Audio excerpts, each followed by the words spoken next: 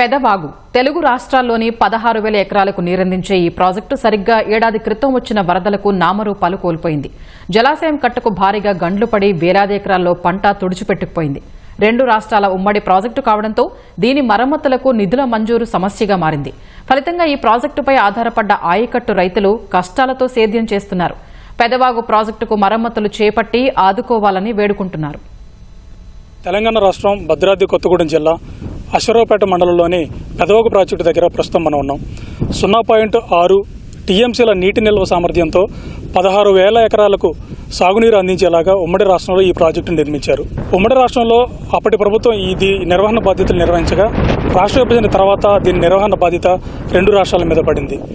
అయితే గతంలో వైసీపీ ప్రభుత్వం ఈ ప్రాజెక్టు నిర్వహణ బాధ్యతలను గాలి కుదిరేయడంతో గతేడాది జూలై 18న సంభవించినటువంటి భారీ వర్షాలు వరదల కారణంగా ఎక్కడైతే ఈ ప్రాజెక్టు గట్టుకు బలహీనంగా ఉందో ఆ బలహీనంగా ఉన్న ప్రదేశంలో భారీ గండిపడి దాదాపు 16,000 ఎకరాలను ఈ వరద నీరు ముంచెత్తింది.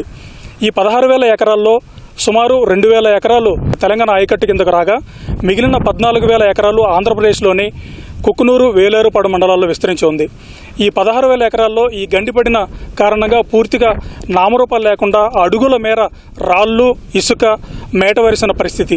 అయితే తెలంగాణ ప్రభుత్వం గండిపడిన తర్వాత కొన్ని రోజులకు తెలంగాణ ప్రాంతంలో ఉన్నటువంటి 2,000 ఎకరాలకు ఎలాంటి ఇబ్బంది లేకుండా 3.5 కోట్లు వెచ్చించి తాత్కాలికంగా ఒక రింగ్ బండ్ను నిర్మించింది. ఈ రింగ్ బండ్ కారణంగా ప్రస్తుతం ఈ ప్రాజెక్టులో కొంత నీరైతే నిల్వ ఉంది. ప్రాజెక్టు ఒక లాకెత్తే అది సైన్ దిగిపోయి పడిపోయింది. దాన్ని అంతకుముందు సంవత్సరం నుంచి రిపేర్ చేస్తున్నారు, అది పూర్తి అవ్వలేదు. దానివల్ల ఈ ప్రాజెక్టు దిగటానికి కారణం. దాని మీద అదిగో దిగటమే ఆలస్యం. తెలంగాణ మినిస్టరు, ఎమ్మెల్యేలు, కలెక్టరు, ఎస్పీలు, గిస్పీలు కావాల్సిన కాడికి వచ్చారు. ఇటు ఆంధ్ర వాళ్ళు వచ్చారు, ఇటు తెలంగాణ వాళ్ళు వచ్చారు. మొత్తం చూడటం పోవటం మీకేం బ్రహ్మాండంగా మీరు 2 నెలల రోజుల్లోనే మీ ప్రాజెక్టు 2 పంట మేము దాలవాగా నీళ్ళెత్తమన్నారు. అది లేదు, ఇది లేదు, ఏమీ లేదు.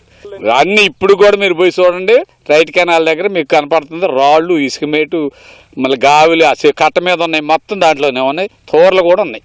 ఆ పరిస్థితిలో ఉండి దున్నటానికి పని చేయకుండా పాపం వాళ్ళు నాశనం అయిపోయారు. తెలంగాణ, ఆంధ్రాలో బాగా ఎక్కువ ఉందని వాళ్ళు, తెలంగాణలో చెరువు ఉంది మనకేం పని అని వీళ్ళు. ఆ కారణాల వల్ల ఈ మధ్యలో ఉన్న వాళ్ళందరూ సర్వనాశనం అయిపోయి ఇవాళ కూడా ఏమి చేయటానికి కూడా లేవండి. ఏమన్నా రింకాట పోసారు ఉపయోగపడుతుందంటే దానివల్ల కూడా ఉపయోగం లేదండి. మధ్య తరహా మీడియం ప్రాజెక్ట్ అండి. అది ఆయకట్టు 16,000 ఎకరానికైనా ఆ రోజు నిర్మించారు ప్రాజెక్ట్ని. అన్ని కులాల వారు వ్యవసాయం చేస్తుంటారు. 16,000 ఎకరంలో లాస్ట్ ఇయర్ వచ్చిన వరదలకే ప్రాజెక్టు జూలై 18వ తారీఖు తెగిపోవడం జరిగింది. 2014కు ముందు ప్రాజెక్టు బాగానే ఉన్నది. రాష్ట్రం విడిపోయిన కాడి నుంచి రెండు ప్రభుత్వాలు కూడా సరిగ్గా ప్రాజెక్టును పట్టించుకోలేదు. మెయింటెనెన్స్ సరిగా లేక రెండు ప్రభుత్వాలు డబ్బులు ఇవ్వలేదు. అక్కడ ఉన్నటువంటి సిబ్బంది మొత్తం రిటైర్డ్ అయిపోయారు, సిబ్బంది లేరు. అలాగా ఈ 10 సంవత్సరాల కాలంలో దాని మెయింటెనెన్స్ లేక, గేట్లు సరిగా లేక ప్రాజెక్టు తెగిపోయింది. ఈ 16,000 ఎకరం కింద పండే రైతులు మొత్తం ఈరోజు అన్నం లేని పరిస్థితిలో దుస్థితి. ఇలా పంట పొలాలు బీడు బారిపోయినాయి. ఇక్కడ ముఖ్యంగా అందరూ చిన్న రైతులే, ఓన్లీ 1-2 ఎకరాల రైతులే. రెండు రాష్ట్ర ప్రభుత్వాలు మా బాధని చూసి గ్రహించి మా చిన్న రైతులను ఆదుకొని మాకు ప్రాజెక్టు త్వరగా నిర్మించి మా రైతులకి కొద్దిగా అన్నం పెడతారని మేము ఆశిస్తున్నాం. ప్రాజెక్టు శిథిలం అయిపోవడానికి కారణం మెయింటెనెన్స్ లేకండి. అది కాకుండా ప్రాజెక్టు దగ్గరగా ఏపీలో 16,000 ఎకరం ఉందండి, తెలంగాణలో 2,000 ఎకరం ఉందండి. చాలా ఇబ్బందికరంగా ఉందండి రైతులకి. ఇక్కడ ప్రాజెక్టు తక్షణం పోసి మాకు మంచిగా రైతులకి నీరు ఇస్తారని ఆశిస్తూ కలెక్టర్ గారికి విన్నవించుకున్నామండి. గతంలో కూడా లాకుల కోరి నుంచి మంత్రులు వచ్చినా, ఎంతమంది అధికారులు వచ్చినా ఇప్పటికి మట్టుకు స్పందన అంటే లేదండి.